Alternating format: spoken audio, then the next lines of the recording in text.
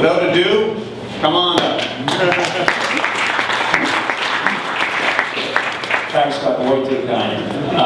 And Scott, Allison, great to be here.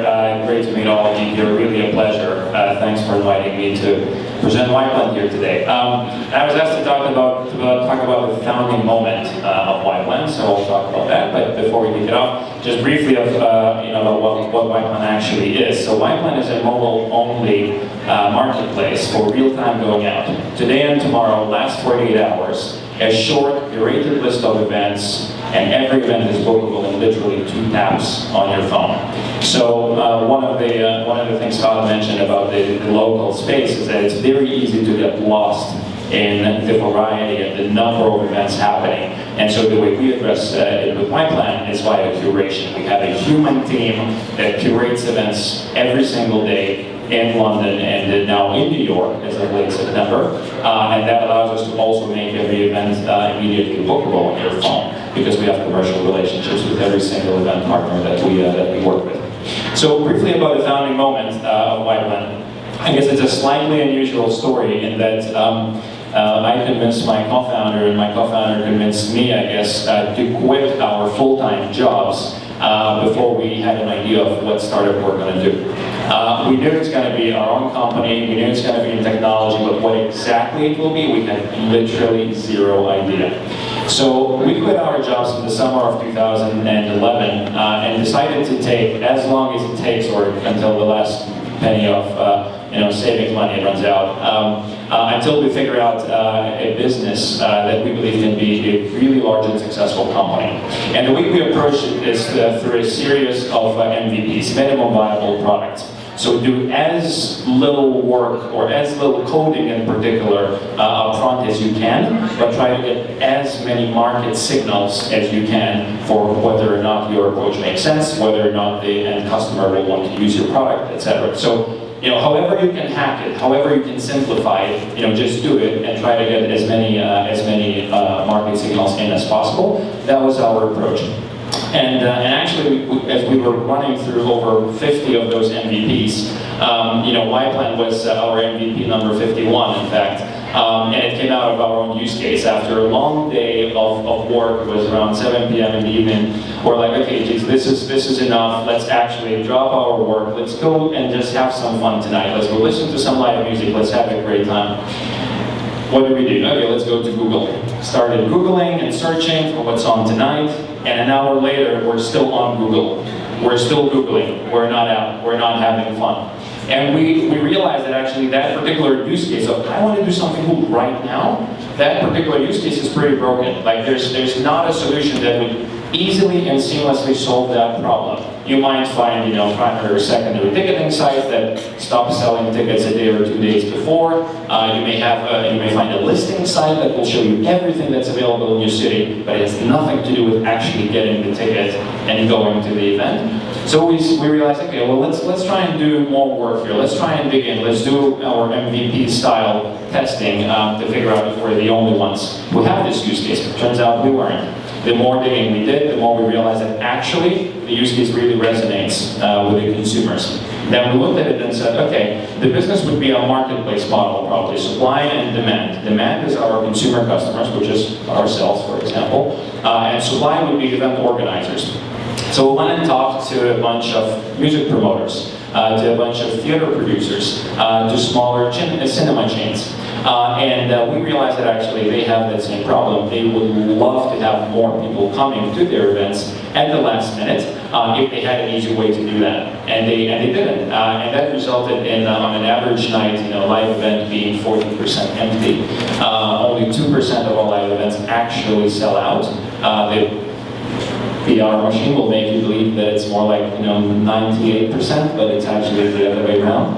I'm not looking at you specifically, I'm just But that's kind of the way that the industry works. And we realized that there's actually a real opportunity to bridge the existing supply with a willing demand. We actually didn't start coding until about 3 months in.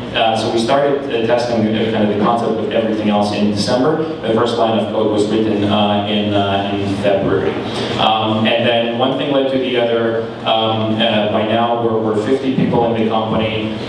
We've gone through just being live in London, which is where we launched exactly a year ago. We celebrated our 1-year anniversary last week. And we went live in New York 2 months ago, and it's going at double the pace that London was going initially, so we were very excited. It's a local marketplace play, very tricky to scale it quickly. You have to grind it out every single market, you have to build the supply, you have to build the demand, but if you do it right, you're creating a valuable and highly accretive business to the industry, and also ultimately to the consumer. So that's briefly about YPlan, the founding moment, and then kind of fast tracking it into today. So thanks very much.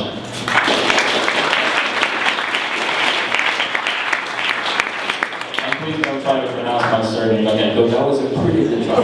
I know, I'm trying to learn to ask ahead of time. I think that's about my third failure. You think I would learn at this point, but we all have things to learn. I'm learning from tonight as well. That's my takeaway. Yeah, no, it's super impressive. Honestly, I mean, I know the space that he is operating in so well, not only because of the Northside Media Group and all the local stuff and the publications, the way we've scaled sort of in this marketplace, but through your local, all of the struggles and how difficult it is to create a local product for exactly what he was saying. And it's so exciting to me when someone is creating the solution to the same problems we saw literally 4 or 5 years ago, right? I mean, no one has done it. We have an internal conversation every 6 months, like, no one actually fixed that thing, including us, but it's still out there, and it's exciting to see someone doing that. So, any questions about YPlan? Yes, I'm coming to you with a microphone. We're the hardest person to reach. Can you expand a little bit on how quickly you grew here in New York? You mentioned that you grew at double the rate when you started in London, so I'm very curious about that. Sure. So we've been live in London now for about a year, and we learned a thing or two when it comes to product, when it comes to marketing, when it comes to engaging our users. And when you start applying those lessons early on, that results in a very powerful growth curve. We learned, once we launched New York. So we're at about 500,000 users now between London and New York. London still is very much ahead of New York, but New York's pretty strong as well. Or anything more specifically that you wanted to dig into? Maybe a specific learning? A specific learning, okay. A good learning would be actually about how to engage your super users. So the way that we approach our community is we say, hey, who are the most active people on YPlan? And either they go out a lot, or they invite a lot of friends to YPlan, or they look at the app once a day consistently for a certain period of time. We call them a super user then, him or her a super user, and we engage them. We organize events for them once a month. You never know if you just out of the blue receive an invite from YPlan to something very special. And what happens is, we grab that small group of say 200 or 500, customers who are already very engaged, and you supercharge them. And then they go and tell the entire world about you because they're already in love, they already use you a lot, but then you give them something extra in return, and they take them and kind of multiply by a factor or whatever, and you get that that growth. So one of the learnings, for example.